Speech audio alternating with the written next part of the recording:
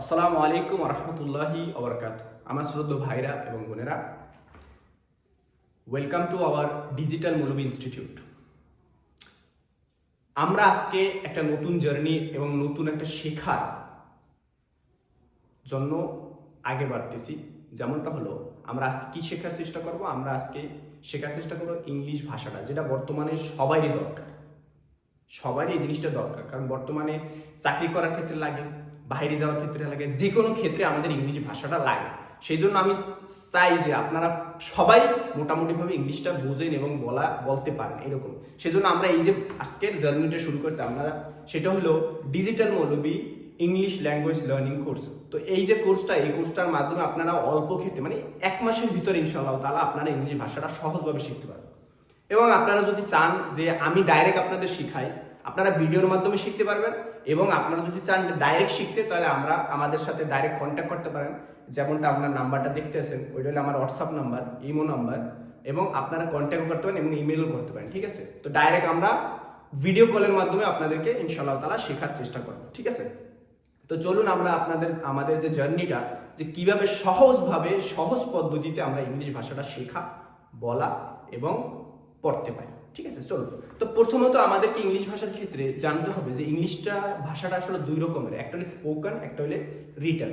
Spoken মানে যেটা সাধারণত বলা হয়, এবং রিটেন যেটা লেখা হয়। রিটেনের ক্ষেত্রে আমাদেরকে গ্রামার জানতে হবে, স্পোকেনের ক্ষেত্রেও গ্রামার জানতে হবে, বাট বেশি জানার না হইলেও আপনি স্পোকেন করতে পারেন, মানে বলতে পারেন। তো চলুন আমরা গ্রামার থেকে শুরু করি, যেহেতু আমি চাই আপনাদেরকে বলা, পড়া এবং লেখা তিনোটাই মাস্টার করতে। তো সেহেতু আমাদেরকে গ্রামারটা জানতে হবে। তো চলুন আমরা গ্রামার থেকে শুরু করি। আমাদের অল্পতে ইনশাআল্লাহ তাআলা গ্রামারটা কমপ্লিট হয়ে যাবে। তারপর আমরা স্পোকেনের ক্ষেত্রে আমরা শুরু করবো যে কীভাবে স্পোকেন সহজে হয়। তো চলুন আমরা গ্রামার দিকটা দাবি করি যে একজন মানুষ সহজভাবে কিভাবে গ্রামারটা শিখবে। গ্রামারটা আসলে অনেকের ক্ষেত্রে কঠিন মনে হয়, বাট যারা শিখছে তাদের ক্ষেত্রে সহজ মনে হয়। আমি আপনাদেরকে যতটুকু সম্ভব সহজভাবে উপস্থাপন করার চেষ্টা করব। ঠিক আছে? তো চলুন আমরা জানি। তো গ্রামারের প্রথম ধাপ আমাদের হলো পার্টস অফ স্পিচ। তো সেইটা আমরা জানবো যে পার্টস অফ স্পিচ কি। অনেকেই জানেন যারা স্কুলে পড়েন, তারা অনেক ক্ষেত্রে 10টা জানেন বা 8টা জানেন। আমি এখানে 10টা লিখছি, কি কিছু বুঝছেন? 10টা নয়, 11টা লিখছি। সেই 11টা আমরা এক্সপ্লেন করবো যে আসলে কি, এবং আমরা পরবর্তীতে এক এক ধাপে ওই জিনিসগুলো শিখবো, এবং তার পাশাপাশি আমরা অন্য কিছু শিখবো। তো 11টা কি কি আমি লিখবো না, আমি আপনাদেরকে কি করব বলবো, এবং আপনারা ওই যে আমার স্ক্রিন আছে স্ক্রিনে দেখতে পারবেন। ঠিক আছে? 1 নম্বরে নাউন, নাউন হলো নাম। ঠিক আছে? 2 নম্বরে প্রোনাউন, সেটা হলো নামের পরিবর্তে ব্যবহৃত হয়। এবং 3 নম্বরে অ্যাডজেক্টিভ, 4 নম্বরে ভার্ব, 5 নম্বরে অ্যাডভার্ব, 6 নম্বরে প্রিপোজিশন, 7 নম্বরে কনজাংশন, 8 নম্বরে আর্টিকলস, অ্যান্ড 9 নম্বরে হেল্পিং ভার্বস, অ্যান্ড 10 নম্বরে মডেল অক্সিলিয়ারি ভার্বস, অ্যান্ড 11 নম্বরে এক্সক্লেমেশন, আর আপনি বলতে পারেন ইন্টারজেকশন। ওকে? সো 2 রকমের বলা যায়। তো এই যে আমাদের 11টা পার্টস অফ স্পিচ, তো আমরা এই 11টা পার্টস অফ স্পিচ আস্তে আস্তে শিখবো। এটা শিখতে সময় লাগবে। তো প্রথমত আমাদেরকে যেটা সবথেকে বেশি গুরুত্বপূর্ণ দরকার, সেই জিনিসটা আমি বলবো এবং ওইটা শেখানোর চেষ্টা করবো। আজকে ডে 1-এ আমরা শিখবো কি, প্রোনাউন এবং নাউন, এই 2টা শিখবো, যেটা আমাদের অতি দরকার। আমি চাই আপনারা অল্পতেই বলেন। তো সেই জন্য আমি যেটা যেটা সহজ ওইটা আগে করবো, করে ওইটার মধ্যে আমরা স্পিকিংয়ে জলদি যাওয়ার চেষ্টা করবো। তো আমরা আজকে শিখবো নাউন এবং প্রোনাউন আসলে কি। চলো, নাউন আসলে কি। নাউন হলো নাম। নাম মানে যে কোনো নাম হইতে পারে, এটা যে কোনো নাম।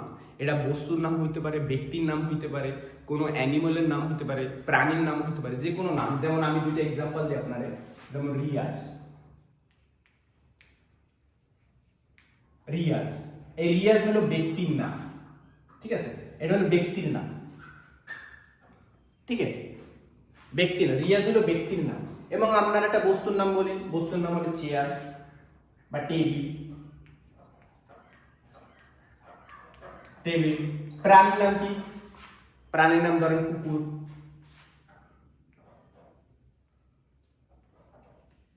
এবং আবার প্রতিষ্ঠানের নাম হইতে পারে, যেমন স্কুল আছে, কলেজ আছে।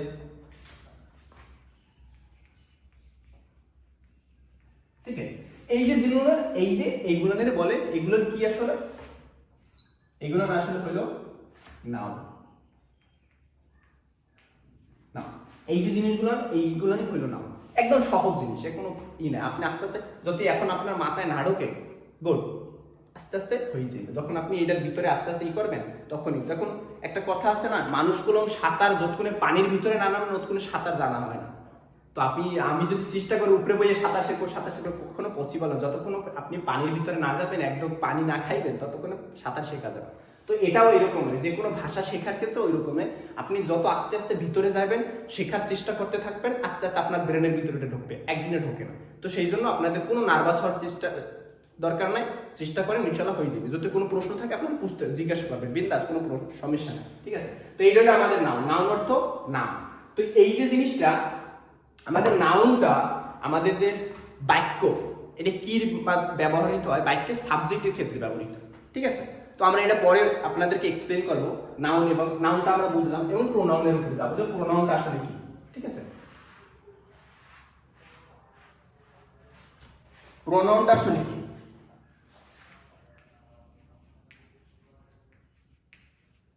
প্রোনাউনটা কি? প্রোনাউন অর্থ সর্বনাম।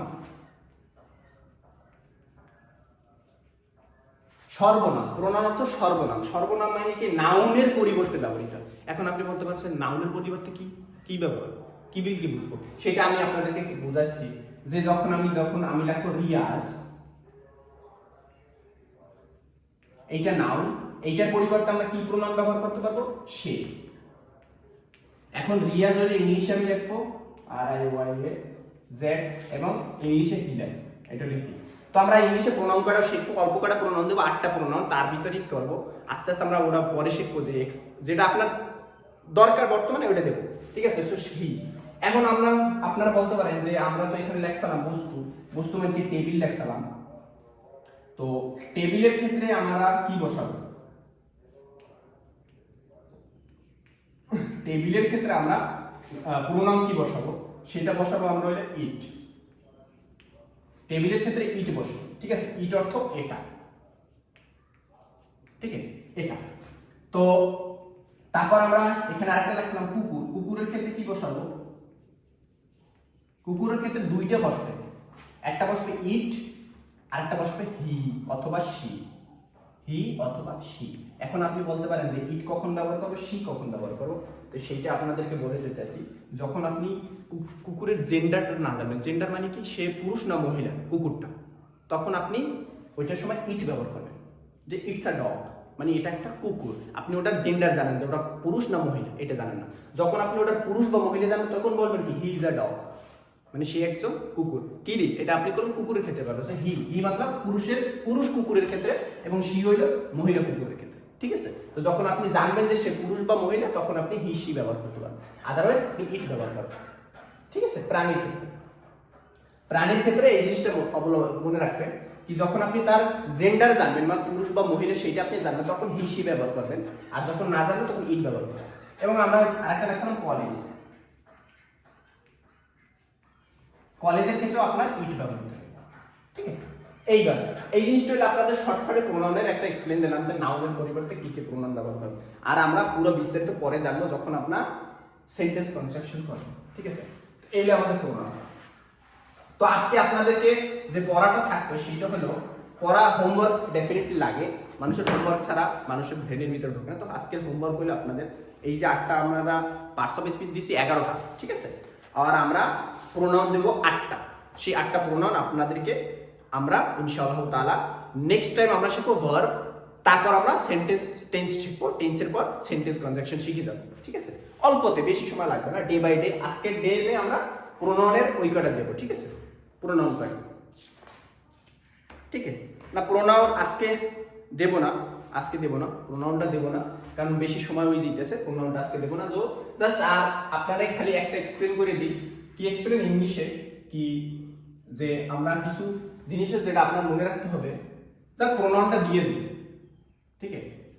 প্রোনাউন আমরা 8টা শিখবো, ঠিক আছে। 8টা প্রোনাউন শিখবো আমরা।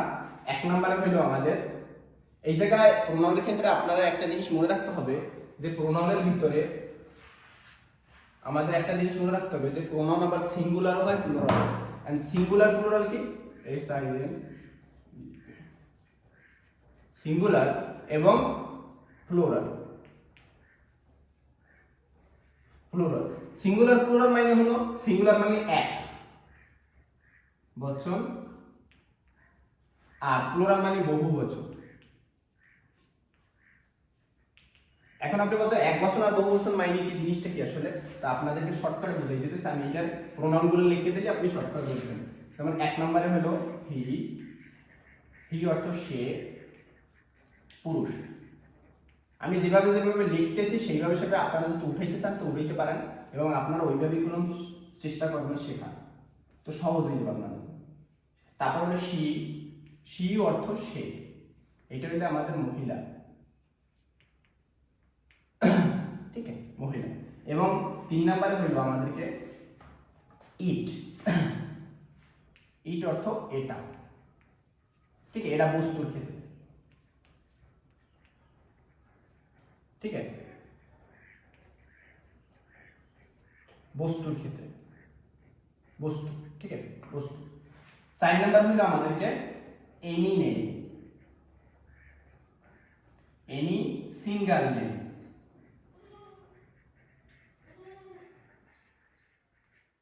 সিঙ্গেল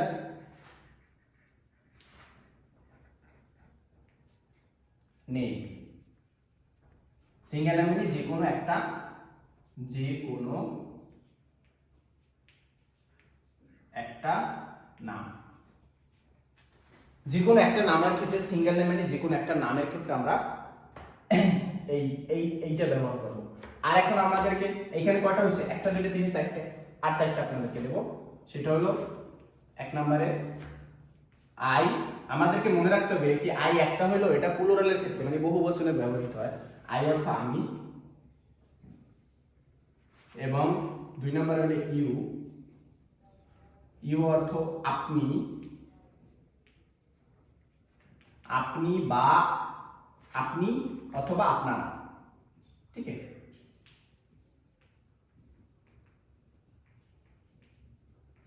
আপনি অথবা আপনারা। তারপর আমাদের 3 নম্বরে হলো উই, উই অর্থ আমরা। তারপর হলে 4 নম্বর হলো দে, দে অর্থ তারা, ঠিক আছে, দে অর্থ তারা। আমার হাতের লেখা না বুঝলে আমি শর্ট ঠিক মতন লিখি যাতে সমস্যা না হয় আপনাদেরকে বোঝার, ঠিক আছে, বোঝার ক্ষেত্রে সহজ হয়। তারা। 5 নাম্বার হলো যে কোনো, any more than, more than one name,